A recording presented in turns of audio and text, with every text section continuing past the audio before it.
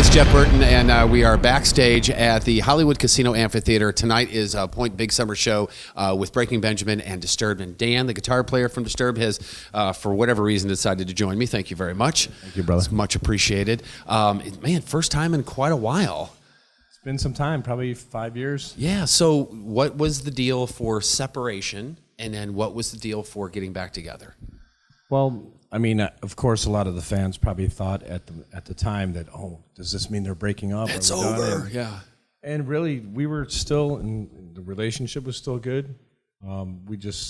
Everything was great. We just thought, even though it may seem like a risky move to a lot to kind of step away while things were going so great for us, we just thought with 11, 12 years of hard touring and being on the road and kind of becoming the machine and the same routine, it was maybe time to kind of put on the brakes and go home and recharge the batteries and let everybody kind of branch out and do other things, whether it was with our kids, families, and or other projects. Right. So everybody just kind of did their own thing for a bit, and we said, no time limit. We'll just kind of figure out when we're ready to return and feel like we have something to offer, that we'll get back then. So it's just kind of a cleansing kind of thing, and to get to know your kids and your spouses and all those sorts of things. Those things are important. Yeah, they are a little bit important. Because shortly after the break, David had just got married. He had his first kid shortly after that as well. I was coaching my son's football team. Nice, I was going to my daughter's basketball games and just doing dad stuff. Yeah. And like I mentioned, still to fill in that void of still needing music in our lives, we all had projects going on the side as well too, just to keep the creative juices flowing. Right. And it was great, but at the end of the day, we were still missing Disturbed. This has been a huge part of our lives for many years. Actually, next month will be our 20th anniversary as a band. Crazy. So that's aging ourselves there. But to think that we've had a career for 20 years is pretty amazing in this business. It is pretty. How old are the kids? My daughter's 12 and my son just turned 9 last month. So I mean, that was, I guess I should say, the perfect time to get off the road and say, this is Dad again, and I need to take you to soccer games and basketball games and football games and all that stuff. I've been lucky over the years to, when they were babies, to actually bring them out on the road with us. So it's not like I was absent from their lives, but they lived this lifestyle ever since they were babies. And so at that point in their lives, they're having their friendships and school and sports and everything else. So it was time to switch gears, and it couldn't just always be about me. Right. It's time to give them their moments of being home and doing stuff with them. And it was great. Mike had his second kid during the break as well. John was staying busy with a number of projects. He was kind of bouncing around between Jeff Tate and Queensryche and Adrenaline Mob and a number of things. So, but it was just undeniable once we got back together how much we missed the chemistry we have together, and it just really lit a fire under us to want to return, just firing on all cylinders and ready to hit it hard. Well, I'm wondering whose idea was it to go, dial up somebody or email or text somebody and go, okay, guys, I'm ready. I needed the break, but I'm ready. Well, because you said it wasn't scripted. You were just like, hey, let's just take a break. Right. Yeah.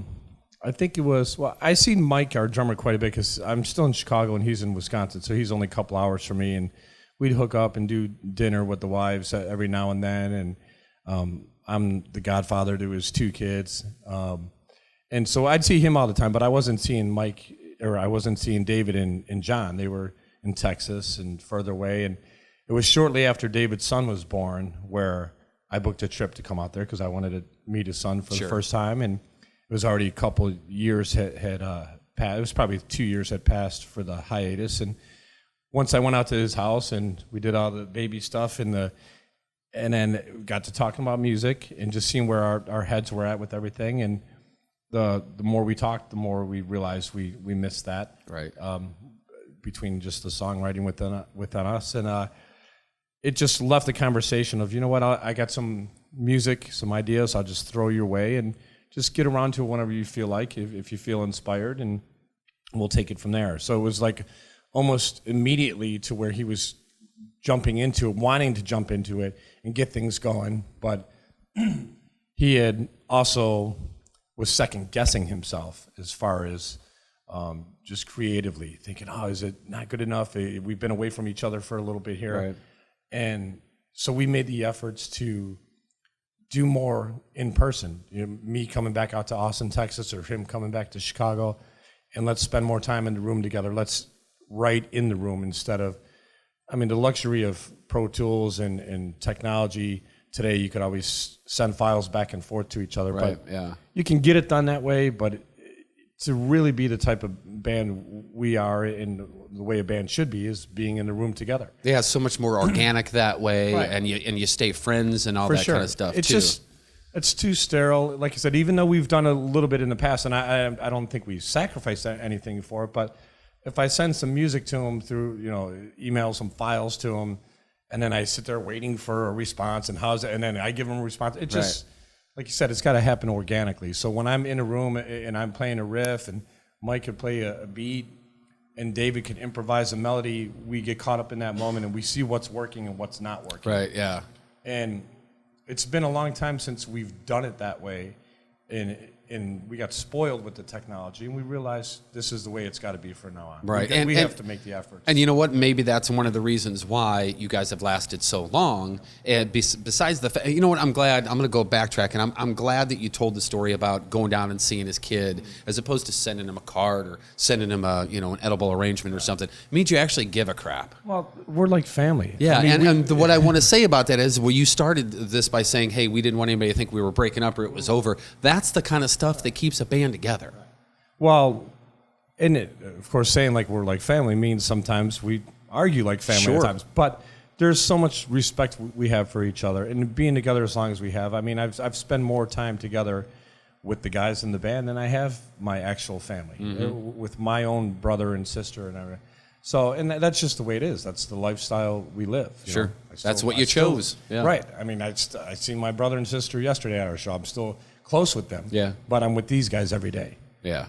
So it was nice. It was a no-brainer. Once David's son was born, I'm like, I'm coming out to visit, and then so that's why it wasn't even forced on the music end of things. It's like, it just got the conversations going, and got the ideas just started, and once we started to make that conscious effort of getting together and making the trips a little bit more frequent, it just built that excitement because we were seeing progress and the songs were coming together, and the chemistry was there. Like, we didn't miss a beat. That's great. That's so great. That's so great. And the one other thing I want to ask you, and then I'll let you go, I know you got a long ass day, is Sound of Silence. The way you guys are musically speaking, I would have loved to, I don't know who brought the song to you guys, or if you brought it in, or if Dave brought it in, or whoever brought it in, the look on everybody's face when somebody in the group said, this is the song we're going to do. It had to have been ridiculous. Well, it was definitely a number of reasons why it turned out the way it did. And as you know, over the years, we've always liked to take a cover song, not on every album, but a lot of the albums, and just really challenge ourselves to take such a big classic song. And that one was a risky one because it's such a huge hit. And, a lot of respect for Simon and Garfunkel. And we just started talking about what era do we look at. We've already done the 80s thing twice with Tears for Fears, Shout, and with Land of Confusion. And once we said, let's go deeper than that, and at one point Mike had mentioned, hey, what about Simon and Garfunkel? His dad was a big Simon and Garfunkel fan, and we start thinking of like what song would be the right one that would work with us. And it was just like almost instantly, Sound of Silence kind of came to us like, oh, this is great lyrically. Yeah. It works. And how do we approach it? And the first initial reaction was, well, we do what Disturbed does, and we'll put a heavy riff to it and syncopate it. And I didn't want to do that. I just figured, I don't want to be predictable with it. I thought it would be more challenging to put ourselves down a different road to show the fans something completely different from us that's unexpected, and really is going to force David to go somewhere vocally that he hasn't gone, that the fans haven't seen him gone. I hear him all the time. I know what he's capable of doing. And sometimes it may take a little encouragement from us to say, David, go down this road. You can do this, yeah. And let him know we have his back on it, and really force him down that different avenue, and get him singing in that lower register, and really create a bit of music that's going to almost force him to really have to carry the song vocally. I thought if we got too heavy with it, I didn't want to get in the way of the vocal performance. Right, yeah. I thought there's a way to still make this song Disturbed without necessarily, it could be heavy without necessarily meaning drums and big guitars. It could be heavy in the sense of being dark sonically with and make it haunting with the cellos and the violins and the orchestra and a little bit of acoustic guitar and the piano melody going throughout. So we just still found a way to keep it haunting. And then with David's vocal delivery on top of it to really hit it out of the park. Oh, you guys nailed it. I mean, you guys nailed it. And Paul Simon himself, I have at least read, is a fan, correct? And he's not saying that because it's his damn song. He actually digs it. He's seen our performance on Conan O'Brien, and he emailed us like maybe 2 days later or something, praising the performance and giving us his blessing. We're like, that's great. That's all we need right there. That's all we needed, yeah. And it's a pretty damn big radio hit as Right. well. So that's, that's part of the game too, Yeah. It's been pretty overwhelming, the people that it's reached out to that would probably never have given Disturbed a chance because they probably have preconceived notions of what we are. Sure, that yeah. We're just heavy metal. And this shows that there's, we're not one-dimensional. There's a lot more to us. And we've had people that have tweeted about it, from Russell Crowe to Hulk Hogan and The Rock, and another big one was Ann Wilson from Heart. Oh, wow. I've seen her tweet on it. Somebody had asked her a question in an interview if there was something newer or recent that has been inspiring to her, and she mentioned our song, and I'm like, that's great. I mean, she's probably the best female vocalist ever. Absolutely. And I think she was just here last night. Yeah, they were just here. You just missed her, man. Just missed her. The paths were crossed come up and eventually. sing it with us yeah. tonight. No, that would have been awesome.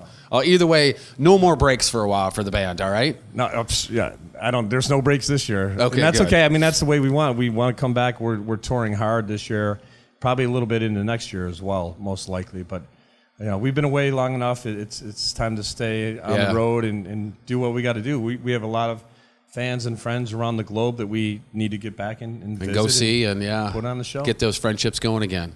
Sure. Thank you very much for stopping in. That is Dan from Disturbed. No more breaks from Disturbed. It's Jeff Burton broadcasting live or interviewing, whatever, at Backstage at the Hollywood Casino Amphitheater.